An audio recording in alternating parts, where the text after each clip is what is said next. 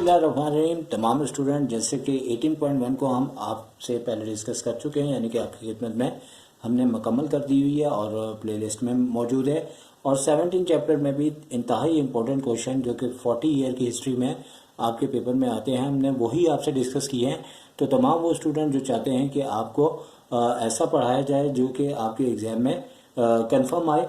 अब आपके जहन में ये सवालात आते होंगे, बुक नहीं है, लेकिन याद रखें इंसान वही पुराना है, वही के लिबास में थोड़े खाने पीने में फ़र्क आता है, लेकिन बुनियादी तौर पे जब से पैदा हुआ है आज तक वही उसका रहन सहन है, वही उसकी रिक्वायरमेंट्स है। उसके अंदर जिद्दत ज़रूर आई है, तो वो जिद्दत वाले क्वेश्चन तो मुझे नज़र नहीं आए, लेकिन बहरहाल उसमें आपको जो 5 टॉपिक्स मोस्ट इंपॉर्टेंट बताए हुए हैं आप उनके लिहाज से प्रिपरेशन करें और देख लीजिएगा पिछले साल की तरह इस साल भी वही क्वेश्चन आपकी खिदमत में आएंगे। और 18.1 भी हमने तकरीबन आपको पूरी करवाई हुई है। और यहाँ पे 18.2 में अक्सर बच्चे बहुत ज़्यादा कंफ्यूज होते हैं, कुछ उनको काफ़ी चेंजिंग नज़र आती है और बोरिंग टाइप का चैप्टर लगता है, लेकिन ऐसा नहीं है। अगर अच्छा समझेंगे, अच्छा समझाया जाएगा तो यकीनी तौर पे कोई भी प्रॉब्लम नहीं होगा। तो हम क्वेश्चन को स्टार्ट करने से पहले यहाँ पर डायरेक्ट प्रोपोर्शन और इनवर्स प्रोपोर्शन का जो जिक्र किया गया है उसके मुताबिक एक्चुअली ये है कि यहाँ पे हम आज आपको डायरेक्ट प्रोपोर्शन के लिहाज से क्वेश्चन एक्सप्लेन करेंगे। सबसे पहले चंद एग्जांपल्स ले लेते हैं कि डायरेक्ट प्रोपोर्शन क्या होता है। असल में 2 क्वांटिटीज़ ऐसी होती हैं कि जो एक साथ इंक्रीज़ होती हैं और एक साथ डिक्रीज़ होती है। आपको एग्जांपल चाहिए तो हम यूँ कह सकते हैं कि अगर आपके पास कम पैसे हैं तो कम चीज़ें आएंगी, ज़्यादा पैसे हैं तो वही वाली चीज़ें आपकी जो है वो ज़्यादा आएंगी। तो लिहाजा पैसे के कम होने से आपको चीज़ें भी कम मिलेंगी और वही चीज़ें अगर पैसे ज़्यादा होंगे तो आपको ज़्यादा मिलेंगी। इसी तरह एक सेम रास्ता हो, सेम गाड़ी हो, सेम रोड हो, सेम टाइम हो, सेम कंडीशन हो, तो अगर गाड़ी में पेट्रोल कम होगा तो उसका डिस्टेंस कम होगा और अगर पेट्रोल में ज़्यादा होगा तो उसका डिस्टेंस भी ज़्यादा कवर्ड होगा। तो डायरेक्ट प्रोपोर्शन की बहुत सी एग्जाम्पल है जिसके अंदर हम कह सकते हैं कि दोनों चीज़ें एक साथ घटती हैं और एक साथ बढ़ती हैं। बहुत से ख्यालात हमारे जहन में ज़रूर आते हैं कि ट्रैफिक जैम थी तो हमारा वो रिज़ल्ट नहीं आया, लेकिन वो एक्चुअली वो मैंने जैसे कि कहा कि सेम कंडीशन, सेम गाड़ी, सेम रास्ता, हर लिहाज से सेम कंडीशंस होने के बाद ये लॉ को आपको समझना होगा। तो अब फर्स्ट क्वेश्चन है और यहाँ आज आपको डायरेक्ट प्रोपोर्शन के हिसाब से एक्सप्लेन करेंगे। तो फर्स्ट क्वेश्चन है, इसमें लिखा हुआ है if y varies directly as x and y equals to 10 then x equals to 3। तो जो इब्तदाई क्वेश्चन का आपको सिलसिला दिया है वो आपको एक के आपको फाइंड आउट करने के लिए ये प्रोसेस दिया हुआ है कि आगे आने वाले तमाम क्वेश्चन में जैसे ये कहेंगे कि y varies directly as x, तो उसके बाद आपको जो है वो y और x दोनों की वैल्यू ऑलरेडी दी जाएगी और कॉमे के बाद आपसे फर्दर रिक्वायरमेंट्स होगी कि फाइंड करें y in term of x, फिर उसके बाद इसी तरह से y वैन x की वैल्यू देते हुए, फिर थर्ड में x वैन y की वैल्यू देते हुए। तो देखते हैं कि इसको किस तरह से करना है। तो सॉल्यूशन इसको लिखते हुए हमें करना यूँ है कि सबसे पहले लिखना होगा कि y varies directly proportional to x। अब उसके बाद हम उसकी इंडिकेशंस को रिप्रेजेंट करेंगे, जैसे यहाँ हमने लैंग्वेजेस के अंदर यूज़ किया तो y डायरेक्टली प्रोपोर्शन x कहेंगे। और याद रखें आगे जाके इन्वर्स आएगा तो होता यह है कि जैसे अब y भी न्यूमरेटर में और x भी न्यूमरेटर में, तो ये डायरेक्ट की सूरत में है। लेकिन अगर इन्वर्स होता है तो x को हम 1/x लिखेंगे, वो आगे जाके हम आपको एक्सप्लेन करेंगे, पहले एग्जाम्पल्स देंगे। अब याद रखें कि हम इससे जैसे ही हम इस इंडिकेशंस को हटाते हैं इक्वल्स टू के बाद एक के कांस्टेंट लगा दिया जाता है और कांस्टेंट वेरिएशंस होता है यहाँ पे, और ये पूरे मतलब कि इस रिलेशन में कांस्टेंट वैल्यू को एक जैसी वैल्यू को शो करता है। अब सबसे पहले जैसे कि इब्तदाई क्वेश्चन का स्ट्रक्चर था कि हमें y और x दोनों की वैल्यू दी थी 10 और 3, तो हमने यहाँ पे जो है k मालूम करने के लिए y और x की जगह हमने उसकी वैल्यू को पुट कर दिया कि x equals to 3 and y equals to 10 in number 1। तो अब सवाल ये पैदा होता है कि y तो नहीं रहेगा, अब उसकी जगह 10 आ जाएगा और इक्वल्स टू के बाद k का रहना अभी ज़रूरी है क्योंकि इसी के लिए हम ये काम कर रहे हैं। और x की जगह हमने 3 वैल्यू रखी और 10 के नीचे 3 आ गया और करके हम k और 3 को लेफ़्ट पे ला सकते हैं क्योंकि कोई इश्यूज़ नहीं होता, दोनों की साइनें चेंज होती हैं तो वो कट के माइनस माइनस दोबारा प्लस हो जाता है।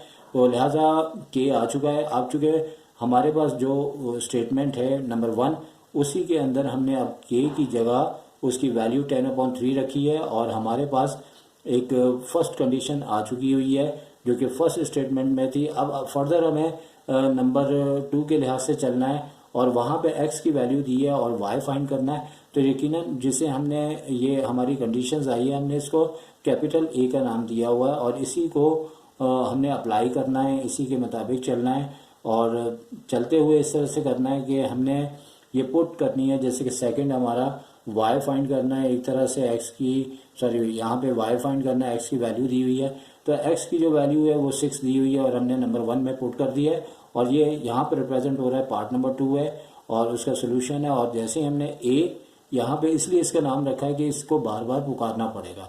याद रखिए कि मैथ्स के अंदर बहुत से जब स्टेप्स आते हैं और उन्हें आगे भी यूज़ करना होता है तो उनका एक नाम रख लिया जाता है, नंबर 1, नंबर 2 या फिर कैपिटल A है।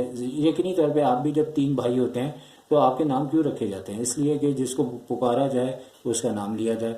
तो हमने जैसे ही A के अंदर ये वैल्यू रखी है तो y इक्वल्स टू जाहिर सी बात है k की वैल्यू तो हमने यहाँ पे भी रखी हुई है, उसी को लेके चल रहे हैं। सिर्फ x की जगह हमने 6 रख दिया है और जैसे ही हमने इसको सॉल्व किया है आप देख सकते हैं, तसल्ली से देख सकते हैं, कोई जल्दबाजी नहीं है। तो सॉल्व करने के बाद इसका आंसर y का 20 आ रहा है। इसी तरह पार्ट नंबर 3 है जो कि यहाँ से स्टार्ट हो रहा है, x की वैल्यू फाइंड करनी है और इसी रिलेशन के मुताबिक जो a रिलेशन बना है और यहाँ पे y को 15 दिया है जैसे हमने नंबर 2 में किया है वैसे ही हमने नंबर 3 में इसका सोल्यूशन निकालना है और पुट करनी है y की वैल्यू 15 इन a में।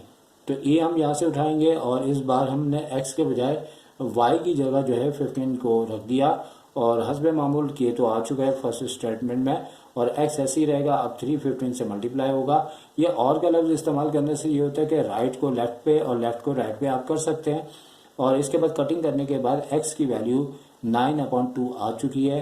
तो उम्मीद करता हूँ कि ये सिलसिला आपको बहुत ही आसान लग रहा होगा। तो अब क्वेश्चन नंबर 2 भी बिल्कुल पहले क्वेश्चन की तरह है और यहाँ पे अब आपका x और y तब्दील करके v और t कर दिया गया है। जैसे कि यकीनी तौर पे फिजिक्स पढ़ने वाले जानते हैं कि v से वॉल्यूम होता है और उनके दरमियान में भी डायरेक्ट प्रोपोर्शन पाया जाता है और हर क्वेश्चन में स्टार्टिंग में v की वैल्यू और t की वैल्यू दे रहे हैं और उसके बाद फाइंड करना होता है। तो नंबर 1 है, इसमें लिखा हुआ है the equation correcting v and t और फिर उसके बाद v मालूम करना है जैसे पहले था, t उसकी वैल्यू दी है, फिर t मालूम करना नंबर 3 में और v की वैल्यू दी है।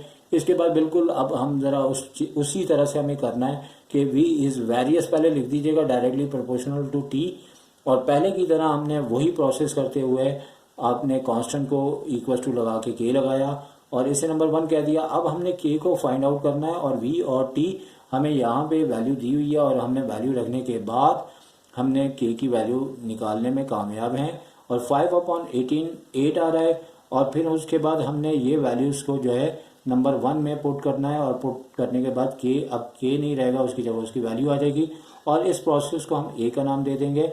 इसके बाद अब हमारा सेकंड ये है कि हमें t की वैल्यू को a में पुट करना है जैसे कि हमने पहले किया था।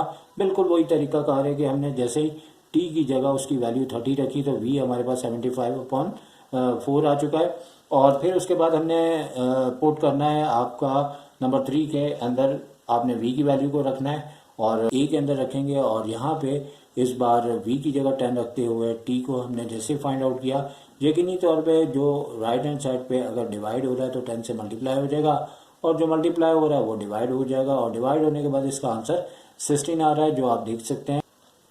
इसके बाद क्लास 10 से रिलेटेड 18.2 का थर्ड क्वेश्चन है और u और v के दरमियान आपको जो है क्यूब रूट दे दिया हुआ है रिलेशंस में और ये बुक की एग्जाम्पल में भी मौजूद है और पहले की तरह v और u की वैल्यूज़ दी है और हमने बिल्कुल उसी तरह सिर्फ अब चेंज ये है कि जो हमें डायरेक्ट वो दे रहे हैं कि आप u और v यानी v क्यूब रूट में है और वैसे ही हमने लिखते हुए कि directly as the cube root of v और हमने यूँ करना है कि यहाँ पे इस बार k तो लगाना है लेकिन चूँकि हमें ये v क्यूब रूट में दिया हुआ है और इस सूरत में वो डायरेक्टली आपका प्रोपोर्शन होगा और यहाँ पे आपको u और v की वैल्यू दी हुई है और u की जगह u की ही वैल्यू आएगी और v की जगह क्यूब रूट में 64 लिखा जाएगा और आपको पता है कि अगर यहाँ पे क्यूब होता है तो 64 में 3 आपके 4 आते हैं और तीनों मिलके 3 होने की वजह से एक बाहर निकलता है।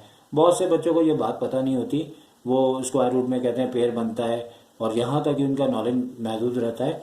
याद रखें कि यहाँ अगर 2 होता है तो लिखा नहीं जाता, आपको मालूम होगा, फिर 2 का पेयर बनता है। अगर यहाँ 3 लिखा है तो 3 का बनेगा, अगर 4 है तो 4 का बनेगा। तो ये बात अपने जहन में रखें, अगर आती है तो वेरी गुड, नहीं आती तो आप सीखें। तो इसके बाद ये 4 आ गया, तो अब 4 के नीचे जैसे 4 आया तो k की वैल्यू 1 है। तो आप नोट करें कि मैं जब भी और लिखता हूँ तो मैं राइट को लेफ्ट, लेफ्ट को राइट कर देता हूँ। ये आप भी कर सकते हैं, क्योंकि हम इसमें उसकी पोजीशन चेंज करते हैं, कोई इफेक्ट नहीं पड़ता, ठीक है ना।